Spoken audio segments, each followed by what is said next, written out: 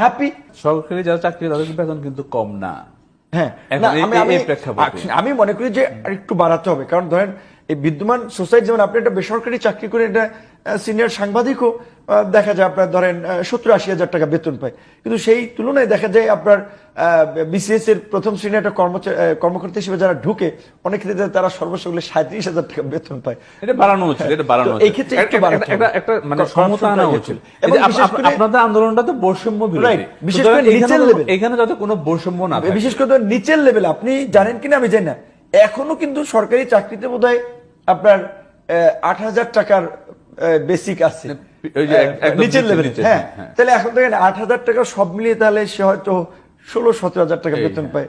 ঢাকা শহরে একটা ফ্যামিলি নিয়ে থাকতে পারে মানুষ, সে যদি সুইপারের কাজও করে তাকে, কারণ ওই 8,000, 10,000 বা 20,000 টাকা বেতনের যে লোকটা